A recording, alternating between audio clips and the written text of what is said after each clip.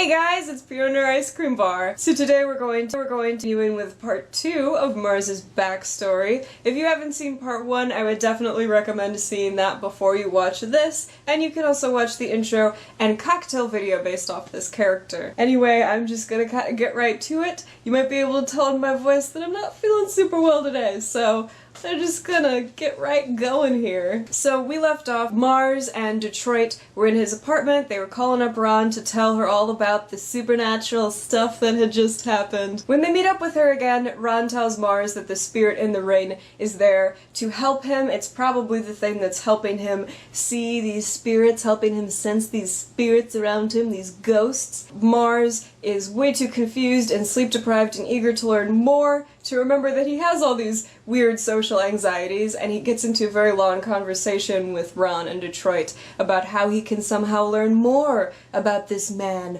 with red hair. So Ron performs a ritual to release the spirit, but it only really works part way. Basically, the spirit can possess Mars when he feels threatened, and it can talk to Marshall in his head and kind of hear his thoughts. And because the possession changes Mars's physical appearance, his voice, his personality pretty much instantly, kind of like a magical girl transformation, Detroit and Ron get to know that this spirit is real and not just a figment of Marshall's imagination. Should he be higher up? Can you guys see him? Can you just see his glasses reflecting things? So Ron and Detroit are pretty stoked to know someone so supernatural, and they take Mars and they invite him to a lot of stuff, and they introduce him to all their friends, and for the first time in his life, Mars is starting to feel like he's really part of the world. He's not this invisible person anymore. At the same time, he's starting to talk more to this spirit that's living in his brain, basically. The spirit calls itself Chelsea, and Chelsea tells Mars that long ago, he was a ghost hunter, and he wants to help Mars follow the same path. He thinks that they were brought together for a reason, that no one's been able to see him before. You know, he thinks that Mars must be special.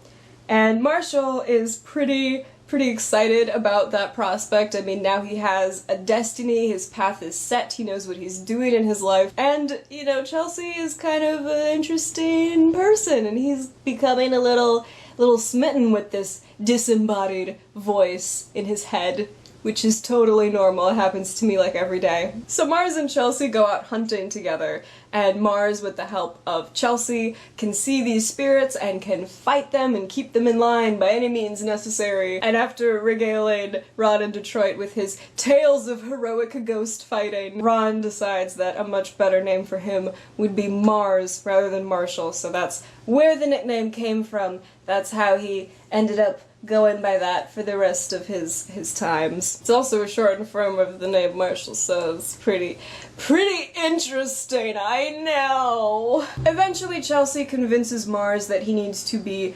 released. After considerable research, Mars and Chelsea find a way, and Mars thinks that he is finally putting Chelsea to rest, and he's very bummed. However, the ritual they perform has the almost opposite effect of that, and Chelsea comes out of the rain in human, or at least humanoid, form. Mars is pretty stoked about this. He's pretty overjoyed. He was already a little smitten with Chelsea, right? So he's pretty excited. Chelsea continues to hunt with him and eventually fosters a relationship with Mars. Mars, having never had attention from someone so talented and mysterious in his life, is very excited and you know, kind of starts to detach from his friends. I'm sure you all know somebody or have had a friend who has started dating somebody and then all of a sudden you just never see them.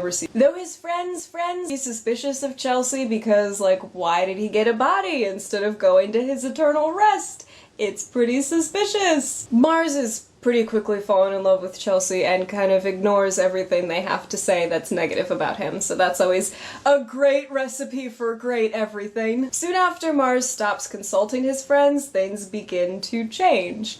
Real shocking, I know. Chelsea's giving Mars less and less attention, the hauntings are coming less and less, and Mars begins to ask questions. For a time, Chelsea explains everything away. You know, he needs to get used to having a human body again, spirits come and go in fluxes, so on and so forth, but when Mars doesn't see any ghosts for a month, he confronts Chelsea about it, thinking maybe there's something wrong with the spirit world. At this point, Chelsea is far too uninterested and decides to come clean. He tells Mars that none of it was real. The ghosts were just what he wanted Mars to see. See, when he was trapped in the rain, he had limited powers to project himself to other people, but once Mars started wearing the rain all the time, he could basically put any thought he wanted to in Mars's head and made him see these ghosts. There never were any spirits, at least none that Mars could perceive. He really only needed Mars to help him escape from the rain, and he tells him the only reason he stuck around after was because